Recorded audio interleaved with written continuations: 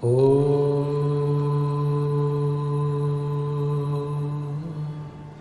हरि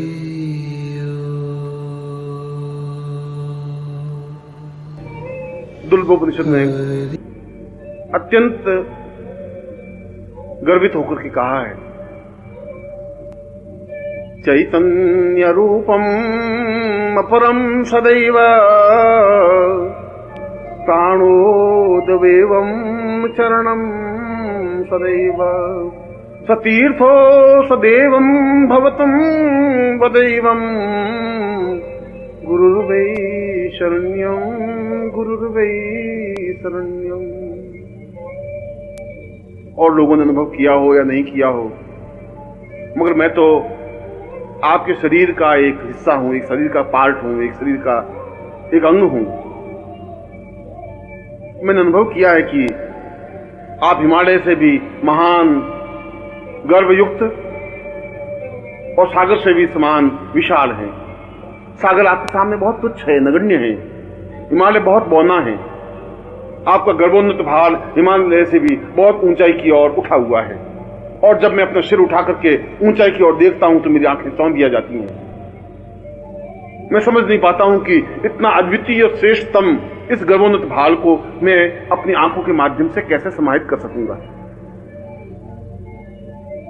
मैं जब आपके वक्षस्थल को देखता हूं तो ऐसा लगता है कि जैसे पूरा समुद्र हिलोरे मार रहा हो, ठाठे मार रहा हो।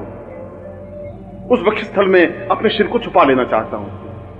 मैं उसमें डूब जाना चाहता हूं, भींच जाना चाहता हूं। आप मुझे बाहों के घेरे में बांध लें, अपने सीने से भींच लें, इतना भींच लें कि मैं आपके शरीर में, आपके हृदय में, आपके सीने में, आपके वक्षस्थल में प्रवेश कर लूं, उसमें घुस जाऊं, उसमें अपने आप को समाहित कर लूं, अपने एकाकारिता को कर लूं, अपने आप को समाप्त कर दूं।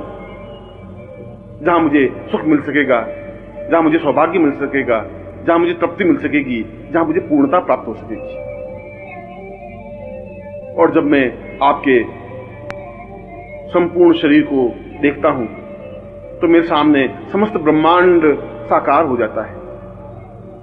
और शरीर को जब मैं भाव विवल होकर देखता हूं तो कहीं मुझे ब्रह्मलोक दिखाई दे रहा है, कहीं मुझे विष्णुलोक दिखाई देता है, कहीं मुझे रुद्रलोक दिखाई देता है।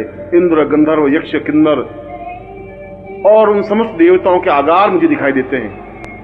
चंद्रलोक और सूर्यलोक मुझे स्पष्ट रूप से प्रतिबिंबित होते हैं। ऐसा लगता है कि जैसा समस्त ब्रह्मांड मेरे सामने साकार हुआ हो। फिर मैं कौन सी साधना करूं? उस ब्रह्मांड साधना करने से मुझे क्या लाभ हो पाएगा?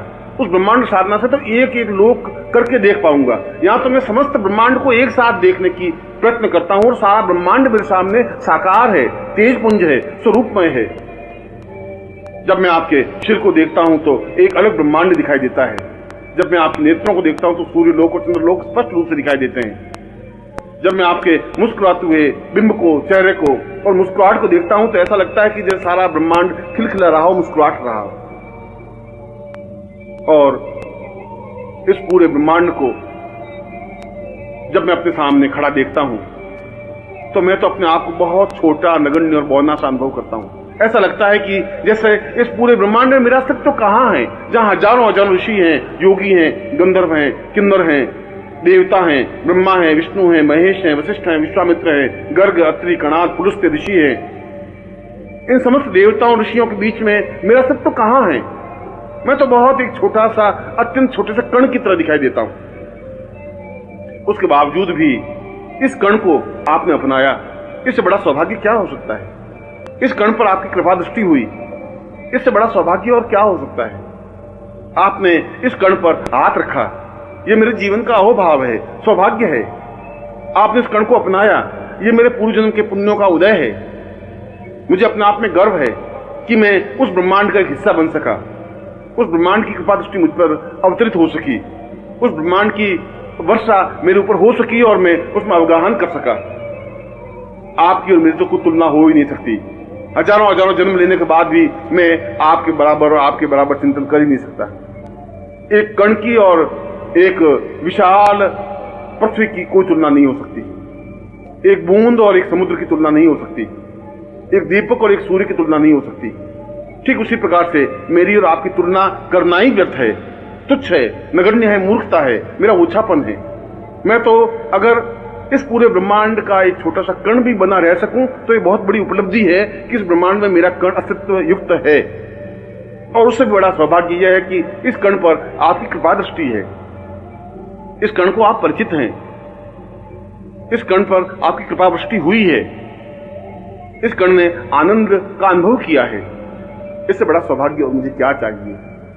और जब मैं पूर्ण भावनाओं के साथ आपके चरणों पर झुकता हूं तो मुझे वे चरण दिखाई नहीं देते, मुझे तो वहां विश्वनाथ की नगरी दिखाई देती है, मुझे तो वहां सोमनाथ मंदिर दिखाई देता है, मुझे तो वहां काशी और कांची, हरिद्वार और मथुरा दिखाई देती है।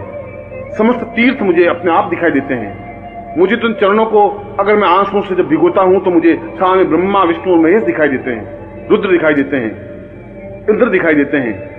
वह केवल चरण ही नहीं है, वे तो अपने आप में संपूर्ण देवलोक हैं।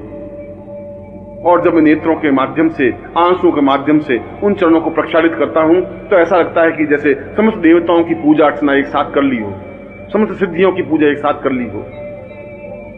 वास्तव में ही आपका यह अद्वितीय शरीर, गर्वोन्नत भाल, तीक्ष्ण और सुंदर आंखें, नुकीली नाक और अद्वितीय मुस्कुराहट मुझे पागल कर देती है। मैं खो जाता हूं उस मुस्कुराहट में, मैं भूल नहीं पाता इस मुस्कुराहट के एक कण को भी। मैं कहीं भी होता हूं तो मुस्कुराहट मेरा पीछा करती है। हर क्षण इस मुस्कुराहट में अपने आप को निमग्न करता रहता हूं। हर क्षण इच्छा होती है कि मैं दौड़ूं और आपके पास आऊं और आपको देखूं, इस मुस्कुराहट में अपने आप को निमग्न कर दूं। और जब मैं आपके वक्षस्थल को देखता हूं तो ऐसा लगता है कि जैसे संपूर्ण हिमालय अवतरित होकर के सामने खड़ा हो गया हो। और इस वक्षस्थल में इतनी ताकत, इतनी क्षमता और इतना उठा हुआ भाव है कि यदि यह एक बार हिमालय से टकरा जाए तो हिमालय को कई कदम पीछे हटना पड़े। ऐसा अद्वितीय वक्षस्थल तो जीवन में हो ही नहीं सकता, न आदियों का रहा न देवताओं का रहा। यह तो मैंने देखा है, इस वक्षस्थल को मैंने अनुभव किया है, इस वक्षस्थल से मैं चिपका हूं, इस वक्षस्थल का मैंने स्पर्श किया है, इस वक्षस्थल में मैं दुबका हूं, इस वक्षस्थल की गर्मी को मैंने एहसास की है, इस उष्णता को मैंने अपने हृदय में, अपने प्राणों में उतारा है, इस धड़कन को अपनी कानों से सुना है। और आपके ये लंबे आजानू बाहु अपने आप में ताकत और प्रभुता के परिचायक हैं। ऐसा लगता है कि स्वयं इंद्र अपने सामने खड़ा हो गया हो। ऐसा लगता है कि पूर्ण ऐश्वर्य क्षमता के साथ खड़े हों। और आपके चरण तो समस्त तीर्थों का आगार है, समस्त देवालयों का आधार है, समस्त ब्रह्मांड के ऋषि और मुनियों का एक आधारभूत पूंजी स्वरूप है। वास्तव में ही आपका वरदहस्त, आपकी कृपा, आपकी श्रेष्ठता और आपकी अद्वितीयता को वर्णन नहीं किया जा सकता।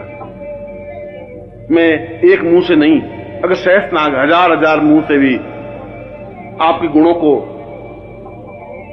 स्पष्ट करें तो वह भी अपने हजार मुंह से आपको नहीं कह सकते। अगर पूरी पृथ्वी को कागज बना दिया जाए और उस पर आपके गुणों को लिखा जाए तो वह धरती बहुत छोटी बनकर रह जाएगी, फिर भी आपके गुण पूर्ण नहीं हो सकते। मैं तो एक अकिंचन हूं, एक दरिद्री हूं, शब्दों का भिखारी हूं। मैं आपके वर्णन कर ही नहीं सकता, मगर मैं तो आपको एकटक देख सकता हूं। मैं तो इन आंखों के माध्यम से आपको हृदय में उतार सकता हूं। मैं अपनी धड़कन में आपके धड़कन को मिला देना चाहता हूं, एकाकार हो जाना चाहता हूं, अपने शरीर को आपके चरणों में निमग्न कर देना चाहता हूं, अपने आप को पूर्णता के साथ समावेश कर लेना चाहता हूं, अपने अस्तित्व को मिटा देना चाहता हूं, अपने अस्तित्व को समाप्त कर देना चाहता हूं और आपके चरणों पर अपना सिर रख करके अपने नेत्रों के माध्यम से, अपने आंसुओं के माध्यम से प्रक्षालित करते हुए संपूर्ण देवताओं के दर्शन कर लेना चाहता हूं। क्योंकि गुरुदेव, मैं आपका हूं, केवल मात्र आपका हूं और आपकी शरण में हूं। और इस ब्रह्मांड में कोई मेरा रखवाला नहीं है, कोई मेरा सत्व रखने वाला नहीं है। मैं तो केवल और केवल और केवल आपकी शरण में हूं।